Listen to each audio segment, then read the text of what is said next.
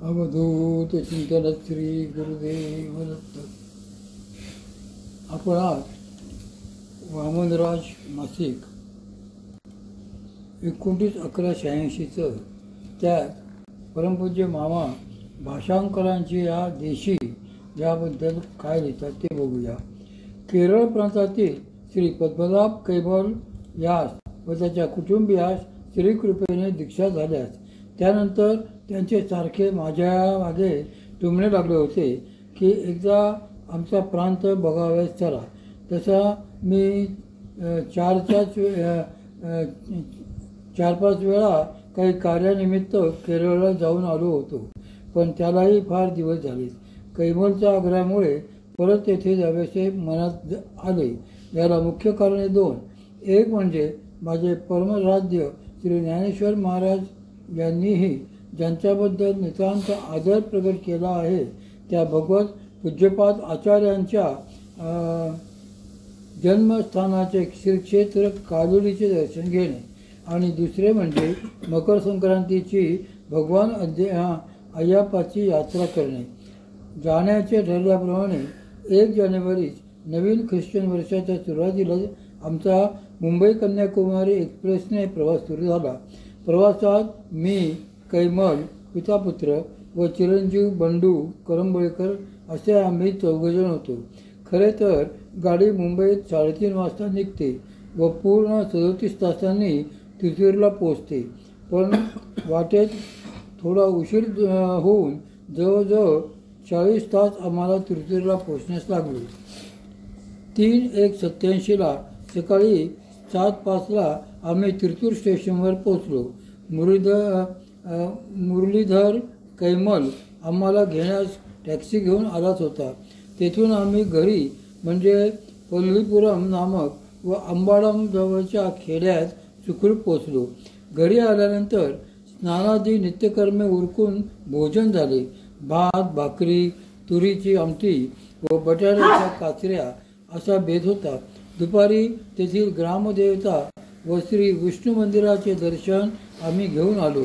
रात्र सामुदायिक साधना झाली व नंतर सगळे झोपी गेले.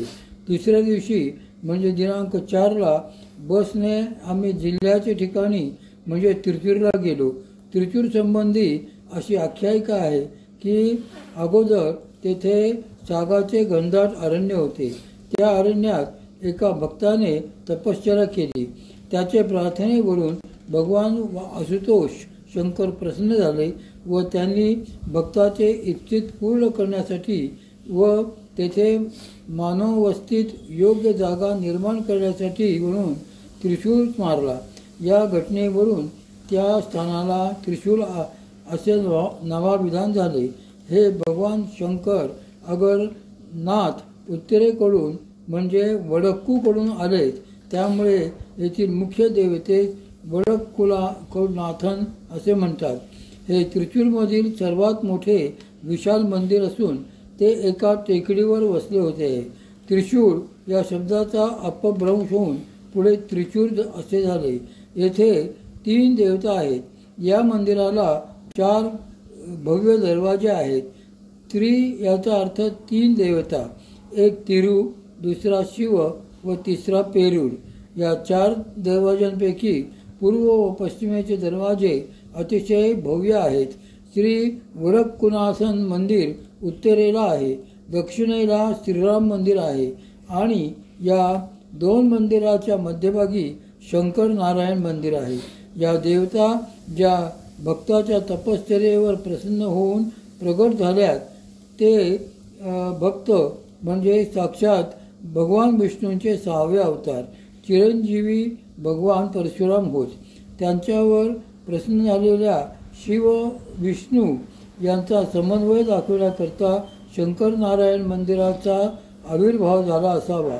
येथील मूर्ती अर्धनारी नटेश्वराप्रमाणे आहे. वडक्कुलनाथाचे मागे पार्वती मातेचे मंदिर आहे. ही लाकडी मूर्ती असून त्यावर सुवर्णाचा मुखवटा आहे. वडक्कू ही साळुंका मध्यम आकाराची तर काहींच्या मते भव्य आहे. प्रत्यक्ष मात्र कोणीच त्यांना बघितलेले नाही, कारण त्यांचेवर नित्य तुपाचा अभिषेक होत असतो व त्याप्रमाणे हजारो वर्षाचे तूप त्यांचेवर साचले आहे. आजही त्यांचेवर रोज 6 किलो गाईच्या शुद्ध तुपाचा अभिषेक केला जातो. ते तूप वाटीने जेवढे वर फेकता येईल तेवढे फेकतात. त्यातून जेवढे खाली येईल तेवढे जमा करून त्याचा मुख्य प्रसाद देतात. हजारो वर्षापासून तुपाचा अभिषेक होत असल्यामुळे तुपाचा डोंगरच साठला आहे. त्यामुळे मूळ लिंग केवढे व कसे आहे याचा कोणालाच पत्ता नाही. तसेच आश्चर्य म्हणजे जवळ अनेक दिवे लावलेले असूनही त्यांच्या धगीने तूप वितळत नाही व यास वासही येत नाही. ही भगवंतांची करणी. या तुपाच्या डोंगरावर 18 चंद्र बसवलेले असून त्यावर शेवटी नागाचा फणा आहे. येथे शेकडो वर्षाचे जुने तूप मिळत असल्यामुळे व ते फार औषधी असल्यामुळे वैद्य मंडळींकडून या तुपास फार मागणी असते. वडक्कुनाथांना तुपाचा तर रामांना तेलाचा अभिषेक असतो आणि शंकर नारायणाचे जे मंदिर आहे त्यांना म्हणजे हरिहरास पंचगव्याचा अभिषेक असतो. वडक्कुनाथाचे मागे पार्वती देवी आहे. त्यांची पूजा नेहमीप्रमाणे होते. येथे शिव पश्चिमाभिमुखी आहेत. आम्ही पूर्वेच्या भव्य दरवाजाने आत घेतो व वळसा घालून आतील मंदिरात गेलो. मंदिर गोल असून त्यावर चित्रे काढलेली आहेत. कळसांचाही आकार गोल आहे. मंदिरावर सोन्याचा कळस आहे. बाकी सबंध तांब्याचा पत्रा मारलेला आहे. कळसही भव्य आहे. मंदिरासमोर पोथी पठण वगैरे करण्याची बांधीव जागा आहे. कैमलच्या सांगण्यावरून मला जरा वरच्या पायरीपर्यंत जाऊन दर्शन करता आले. या मंदिरात कोठेही धोती अगर रुमाल पंचा एवढेच अंगावर ठेवून दर्शन घ्यावे लागते. मीही धोतर व उपरणे ठेवूनच आत गेलो आणि सद्गुरू कृपेने भाग्य उदयास आले. कैमलच्या सांगण्यानुसार एका पुजाऱ्याच्या मुलाने पंक्ती लावली व तो मला तुपाचा डोंगर दाखवू लागला आणि त्याचवेळी आतून अत्यंत दिव्य असा सुगंध आला व माझ्या अंगावर रोमांच उभे राहिले. मी 2-4 मिनिटे कोठे उभा होतो हेच मला समजले नाही. नंतर प्रदक्षिणा करून देवळाच्या मागच्या बाजूस आलो असता एक वृद्ध गृहस्थ पुजाऱ्याच्या सांगण्यावरून तेथे आला व इंग्रजीतून हकीकत सांगू लागला. त्यात शेवटी तो म्हणाला की ज्यांची पूर्वपुण्याई उदयाला यायची असेल त्यालाच येथे दर्शन करण्याच्या वेळी दिव्य सुगंध येतो. हे ऐकून मला माझ्या श्री गुरुद्वयांची आठवण आली व मन आनंदाने अतिशय भरून आले.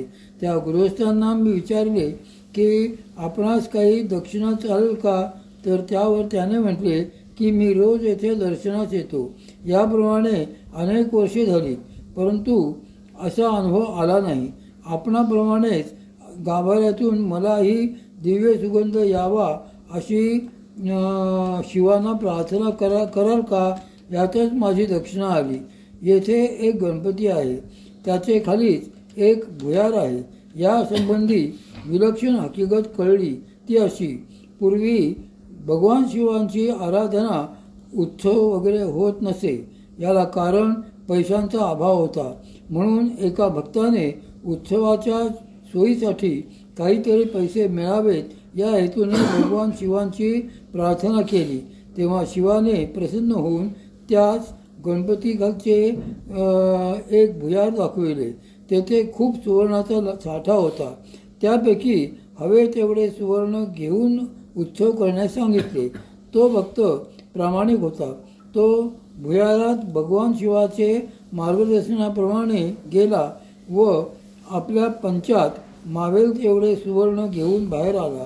त्या सुवर्णातील थोडे थोडे सुवर्ण विकून तो उत्सव करू लागला. परंतु कितीही सोने विकले तरी कमी न होता तेवढेच शिल्लक राहत असे. हे पाहून त्याने पुन्हा शिवांची प्रार्थना केली की हे सुवर्ण मी परत जागच्या जागी ठेवून देतो, तरी मला मदत करा.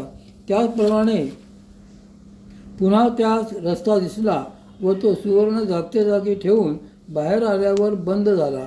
तेव्हापासूनच उत्सव चालू आहे आणि तोही आस्थाकायच. या मंदिराचे आणखी एक वैशिष्ट्य असे की आतील मंदिराची भिंत चहूबाजूंनी बांधलेली आहे. त्याचे बाहेर उत्तरेच्या बाजूस एक मोठे मंदिर असून त्यात फक्त नंदीच आहे. तो शिवमंदिराकडेच तोंड करून बसलेला आहे. तो पश्चिमद्वाराचे आत शिरल्याबरोबर लागतो. येथे महाशिवरात्रीला मेळा भरतो, जत्रा होते. या मंदिराचे चारही दरवाजे असे भव्य आहेत की त्यातून हत्ती देखील आत येऊ शकतो.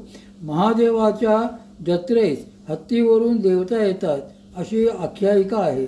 बाहेरच्या 4 दरवाजांना धरूनच भव्य तट आहे. आतील जागा 2-2.5 फर्लांगाची असावी. आतच त्रिचूरचा मुख्य बाजार, बस स्टॉप, जनरल पोस्ट, मुख्य तार ऑफिस वगैरे आहे. तसेच या भव्य तटाच्या बाहेरील टेकडीच्या भागावर सरकारने उत्तम अशी बाग केलेली आहे. वैशिष्ट्य म्हणजे सरकारकडून हे ऐतिहासिक स्मारक म्हणून घोषित झालेले आहे. जो भव्य कोट बाहेरच्या बाजूने आहे त्याच्या आतील बाजूस एक कोट असून तेथे दरवाजे आहेत. त्यातच मुख्य मंदिर आहे. बाहेरील व आतील कोट यांच्यामध्ये 1000 मंडळी बसतील एवढे सभागृह आहे. हे सभागृह स्थापत्यशास्त्राचा अप्रतिम नमुना आहे. यावरचे सगळे कलाकुसरीचे काम लाकडी आहे. यासंबंधी अशी आख्यायिका आहे की या मंदिराचे जे स्थापत्य शास्त्रज्ञ होते त्यांनी मनानेच आराखडा करून प्रत्यक्ष कागदावर काहीच न करता हे बांधकाम करून घेतले.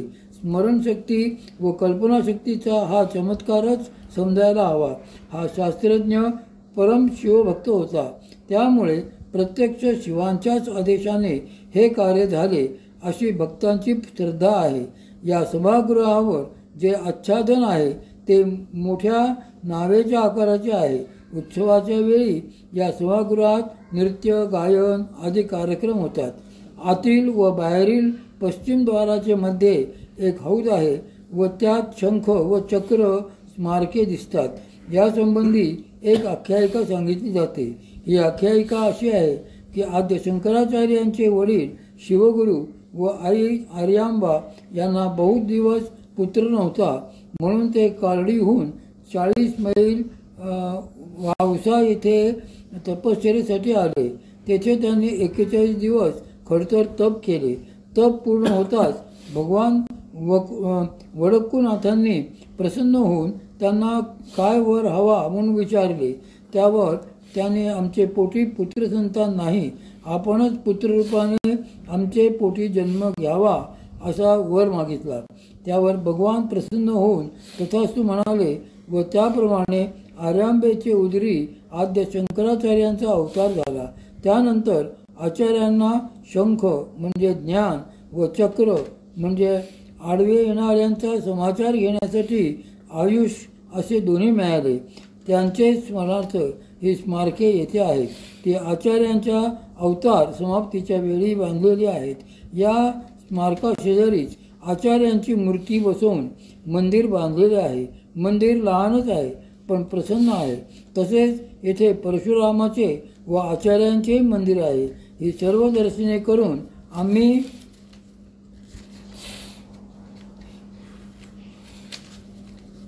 आम्ही बाहेर आलो व समोरच अंबाबाईचे मंदिर आहे तेथे आलो. आई जगदंबेची मूर्ती फारच मनोहर आहे. या मंदिरात हत्ती झुलतो आहे. तेथे प्रसाद घेतला व नंतर भगवान गोपालकृष्णाचे मंदिरात जाऊन दर्शन घेऊन आलो. मनात फारच प्रसन्नता वाटली. याचा पुढचा भाग उद्या आपण पाहू.